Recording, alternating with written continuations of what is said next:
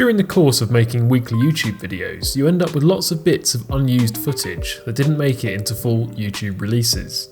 So instead of wasting it, this episode is going to be what they call a clip show, made up of different clips from various videos that are too short to release on their own, but they should make a useful episode when put together. Before we get started though, you could do yourself and the channel a big favour by hitting that subscribe button if you haven't already. YouTube tells me a big proportion of my views come from unsubscribed viewers. Anyway, the first chapter concerns my recent air conditioning fix and taking a look at the guts of the compressor. Here we go. As I said, the weather's gone a bit cold now, so it's not really a fair test, but on the day I got it gassed up, it was around 17 or 18 degrees C, so not exactly hot, but definitely warm enough to feel the difference. And the vent air now is actually very nice and ice cold, so it's working really nicely. So that's a big relief, and it kind of makes me feel a bit better about all the effort I put into that job, because the alternator was bad, the compressor, the way I did it, was a lot worse. As I mentioned at the start of the video, Land Rover's service manual states that you need to take out the radiator fan and the radiator fan cowl. And the drive belt, the auxiliary drive belt as well, in order to give yourself the access to get to the compressor. I didn't do that, and I still have enough room to get the compressor out, but it might have been slightly nicer to have a bit more elbow room in the engine bay if I had done that. But I think on balance, the time I saved by not taking the fan out and the fan cowl was probably worth it, because it took me quite a long time to get out last time. Anyway, what we're going to do now is I'm going to fire the engine up, we're going to connect the IID tool, and I'm going to show you a few of the values that you can see in the IID tool to look at your air conditioning system. And some of these readings might be useful if you're trying to troubleshoot the air conditioning compressor or the air conditioning system on your Range Rover or your Discovery or something that uses one of these variable compressors. So we'll fire it up now and let's have a look. And I'm going to record the screen again for you guys so you can see what I'm doing on the old IID tool. So we'll go into live values, we will select some live values, and we're going to go into the complete list because we're just going to search for stuff anyway. I find that's the easiest way to find, if you know what values you're looking for, to use the search function. Right, what we've got here then, compressor motor current. So if I turn the air conditioning pump off, which I'm going to do now, just on the dashboard, what we'll see is that motor current will drop down to 0. So that is the actual current that the HVAC control unit is sending to the compressor, which is controlling that valve, which is then moving the swash plate in the pump. So the more that swash plate moves, the more flow we get out of our compressor and the cooler the temperature we get.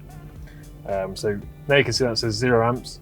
Evaporator temperature is the temperature of the actual heat exchanger, the air conditioning heat exchanger that's in the dashboard or behind the dashboard. So that's what actually transfers the coolness to the air, which is then blown into your face in the cabin. And you can see now that I've turned the air conditioning compressor off, the evaporator temperature is slowly rising. It started off at about 5 degrees, it's coming up now to 8.5, 9 degrees. The temperature outside today is 9 degrees, so it's not exactly good weather for testing an air conditioning system, but you guys will get the idea. So now if I turn the air conditioner back on again, set the temperature in the cabin nice and low as it will go, and then I'm going to manually put the fan up a bit as well. What we'll see is that compressor motor current start to come back up again, and then the evaporator temperature should start to drop as the coolant is pumped around the system. So we can see our compressor motor current's up to 0.27 of an amp now, so getting up there. I think 0.5 is flat out. So if you see 0.5 amps on this particular car, that means the compressor is flat out, working as hard as it can. And you can see our compressor is working hard, and the evaporator temperature there has dropped right down to 2.5 centigrade, 2 degrees centigrade. So your air temperature will be directly related to the evaporator temperature, so the air that's coming out of the vents. And right now I can feel that that's really nice and cold. So once the car interior temperature drops to what you need, so I've set it to 16 at the moment, you'll see that compressor motor current start to drop off as the compressor starts working a bit less hard, and the evaporator temperature should stay as it is. Something else we can pull in will be the pressure of there's a pressure sensor in the air conditioning system, so we can bring that in as well. Air conditioning system pressure, which I think, there we go, we've got 90 psi in there at the moment. Again, if I turn off the air conditioning compressor again on the dash, we should see a change in that system pressure there. And we can see it's dropping off there now that I've turned off the compressor. So that pressure will change quite a bit. As it's quite a cold day today, the pressure is very low. On much hotter days, when the engine's hot and the weather's hot outside, you'll see that air conditioning system pressure be a lot higher. It can get up to 2 or 250 psi. So yeah, it's all good to know. So here we are, old compressor on the kitchen table. Let's dive into this thing and have a quick look at this valve. As I said before, I've got no idea what to expect by taking this out. I probably won't be able to tell anything about it by taking it out, but I'm curious because I'm pretty sure this is the cause of the issue. So we'll get our circlip pliers here. Maybe use the big guys. Give ourselves a better chance of pulling them out. That. So this guy here. Let's see if we can get him pulled out. Let's give this a go.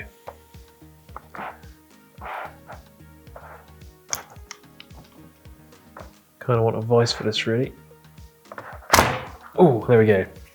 It's just started to move. Right, I'll zoom you guys in for the big reveal. Right. What we're gonna see, It's gonna be all plugged up with gunk. Ooh, nasty. Interesting. So you guys can see as I pulled it out, there's a lot of gunk around the top. But then there's obviously this O-ring here down in the bore, which is meant to stop any of that gunk going into the compressor itself. And then beyond that, there's like a small filter here, like a little gauze mesh filter, which looks a little bit mucky, but not too bad. And then we've kind of got like, I can see some springs in there and some orifices, which I'm guessing is where our coolant would flow. And then nothing really to see inside the orifice either. But this guy, try and get the remnants of this Pudge oil off of it. It's that funny coloured stuff you guys can see there on the rag. So there's nothing that's kind of obviously blocked on this valve, externally anyway. No big lumps of crud or metal shavings or anything that would be worrying in an air conditioning system. If you guys can kind of see this, but this gauze filter definitely has some kind of build up inside it, some kind of sort of fine accumulation of dirt that you kind of see it on that bit there. There's maybe a bit of some kind of like metal build up in there, but nothing too serious. So here's our little test setup. Got my little variable power supply here. I'll put the wire back on it again just so we can get to these terminals a bit easier. We're just going to apply some voltage to it and see what happens basically. I know that in the car this is kind of run on like a duty cycle, like a PWM controlled duty cycle, so it can basically control how far open this valve is, so it can set it to a precise precision. We're going to be basically going on and off here. So we'll see what happens. I'm going to try it with 12 volts just to start off with. About there. And we'll see what happens when we apply some juice. Things are solenoid, it shouldn't matter too much if we get these the wrong way around. Here we go, contact. Okay, a definite click from the valve there, if you guys can hear that. And just up the voltage a little bit, give ourselves battery charging voltage. So I think we're going to be looking to see if there's any movement in either of these holes. If you guys can see that spring, it might possibly move in there. Have a look. Yeah, just a tiny amount of movement. You guys can see that, this spring in here. So we are actuating the valve there. Whether that's moving fully or whether it should move further than that, I don't know. But it does seem to be moving. We're actually pulling about 1.2 amps through this right now, so quite a lot, probably a bit more than I thought it would be actually. Whether that's an indication there's something wrong with this valve or not, I'm not sure. Not a lot else we can really see on this, but so yeah, I guess my hypothesis is that this is probably still the problem. Whether it was because this gauze mesh was blocked up and it wasn't letting the right amount of refrigerant flow around the system, or whether there is something wrong with this and it should be opening further than that. We don't really know, but I'm pretty sure if I'd just replaced this unit, it probably would have been, it probably would have solved the issue. As for why I didn't just replace this unit, well, that compressor's been on there for 200,000 miles now, so even if this is the issue, the compressor itself's hardly going to be in the best shape after that many miles. And also, as we saw, it's pretty much physically impossible to actually replace this valve in situ. It might be possible just about, but I reckon you probably would have had to take the compressor off anyway to replace this valve. And if you're doing that, you might as well replace the compressor as well, in my opinion.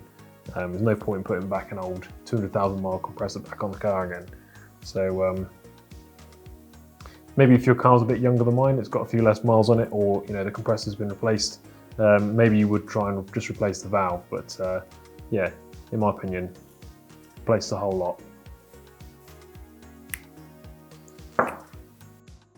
Next up, some of you might have attended my recent live stream event where, aside from drinking 4 cans of cider, I performed the SMD LED upgrade for the L322's reverse lights.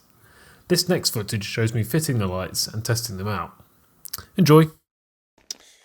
So there we go guys, just finished up on the air compressor job on the Range Rover, air conditioning compressor rather.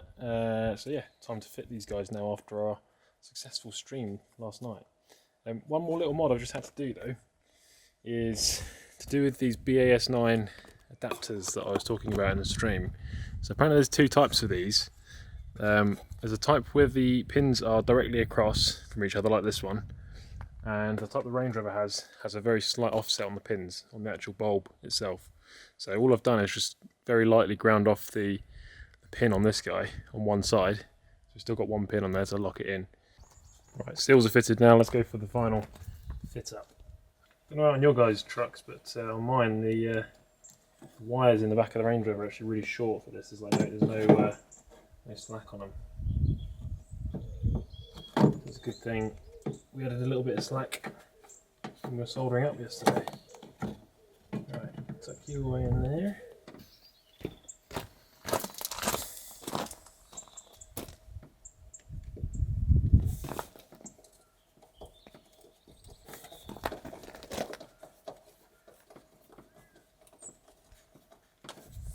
Nice.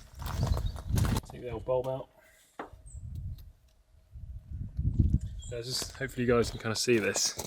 The standard bulb has like a slightly offset pin, so it's just a very slightly different type of connector than what we've put on the LEDs. Tuck you away in there. Screw him in.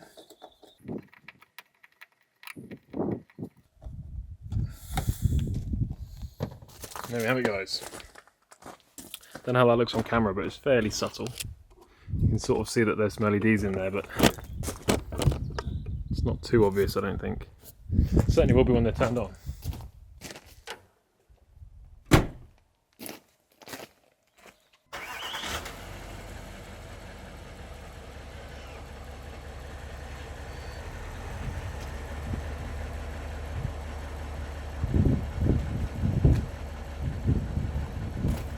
Guys, pretty bright. We're in absolutely bright daylight right now. Sunshine directly on the back of the Range Rover. They still look pretty bright though to my eyes. I think that's an awesome little mod. Happy with that. Right, it's really windy out here guys, but here's a quick test of the reverse lights. There we go, boom. That is awesome compared to the standard ones. If you guys know what the standard reverse lights are like, that is a massive improvement.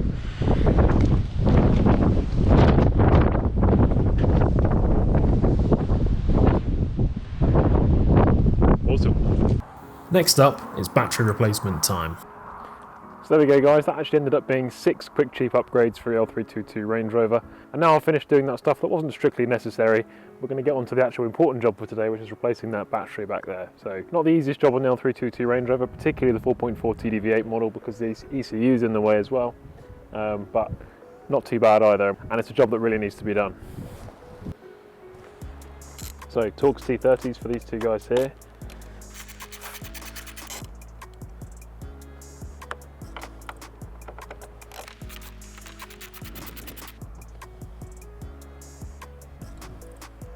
Now we can pop that up out of the way.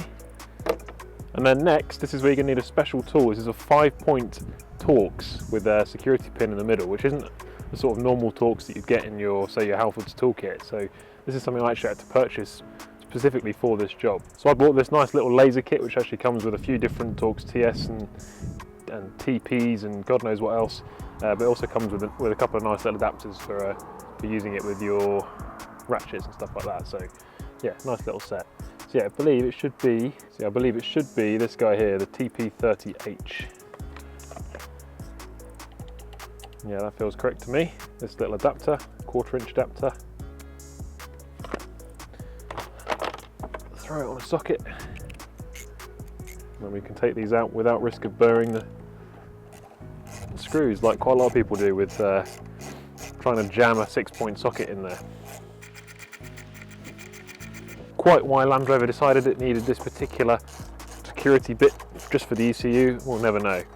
Maybe the ECUs were a target for thieves back in the day, but so now that's out of the way, we can get to the single 10mm nut that holds the ECU bracket on.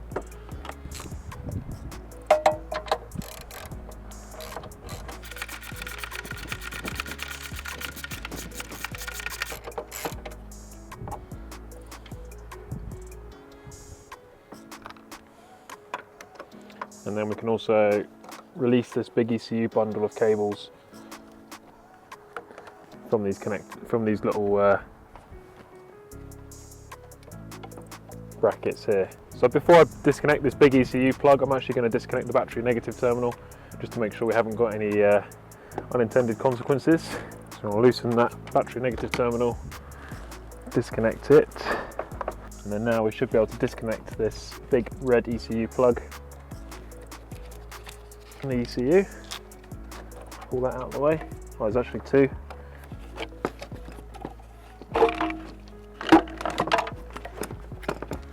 So we can actually leave that bottom one on there because it's got a nice long lead, and just move the ECU out of the way somewhere safely. Okay, next we're going to take out these big tall screws that hold the battery brackets on.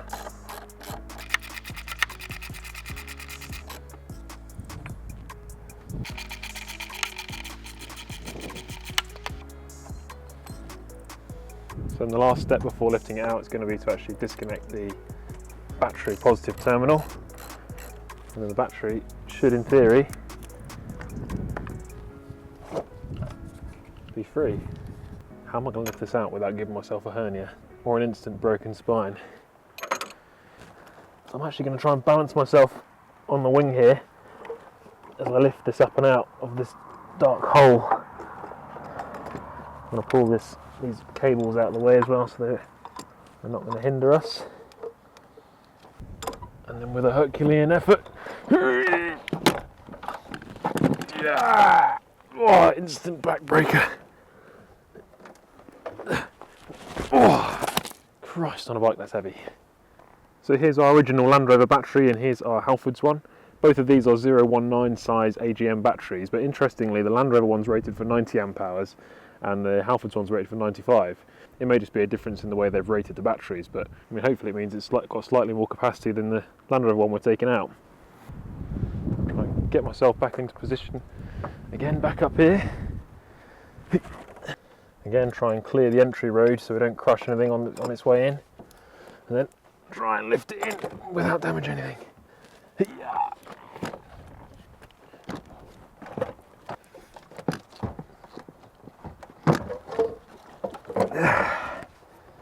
Nearly in. Land Rover did definitely not do us any favours by putting the battery there. Oh. Yeah.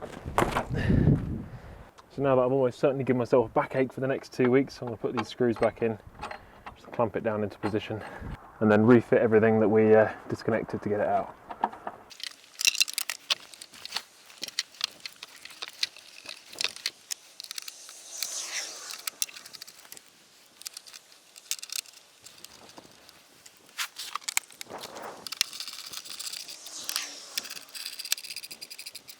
So So before I connect either of the battery terminals, I'm going to get this ECU back in again. And reconnect that big plug.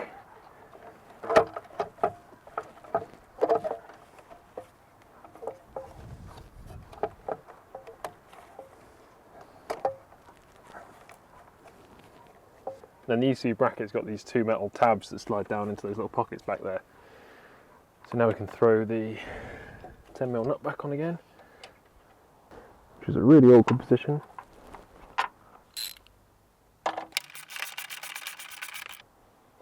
Okay, reposition this big loom back where it was, clamp it back in place, run our big battery connectors back to where they should be.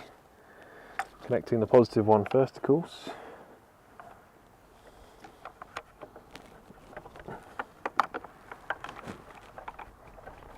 No need to go too crazy on this type of connector. Then we'll drop our negative terminal on. There we go, it's both terminals tight.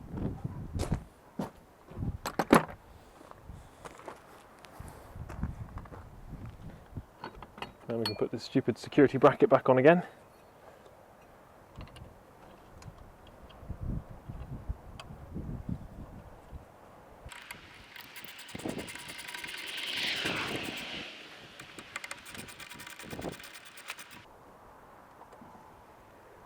And there we go. Pop this little bulkhead thingy-jiggy back in again.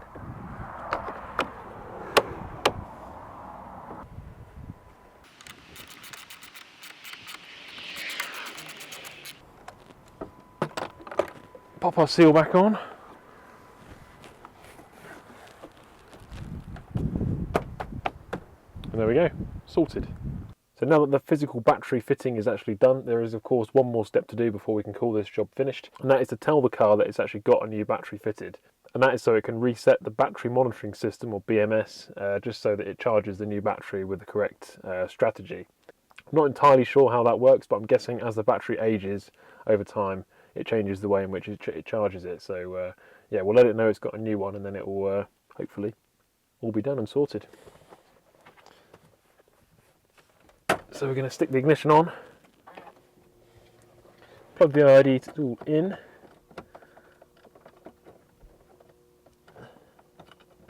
like so, take out my mobile phone, open up the IID control app. So we're going to open up that IID tool. So once we're into the IID tool, we're going to go into service test, body control module, BCM, and then battery replacement. And then we're going to say yes to proceed with this routine. Executing routine, waiting for ECU initialization. It's incredibly clever, this thing, and I don't really know how it all works, but I'm glad it does. Operation succeed. So there we go, the BCM has now been informed we've got a new battery in there, so that should be it now. It should be all good to go. So we'll disconnect from the IID tool.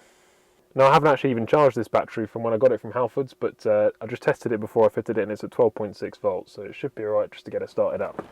Once it starts, we'll go for a quick run around the block just to make sure she's got enough charge for the morning. And there we go, started right up. No faults, no nothing, happy days. It does of course mean I've got to reset all the date and time and radio stations, but that's no big issue. So there we go guys, hopefully at least one part of that compilation was useful and or interesting to you. If it was, please do leave a like and a comment down below. I love seeing and responding to comments from you guys, even the negative Nigels we get down there from time to time. Thanks for watching, and I'll see you in the next one.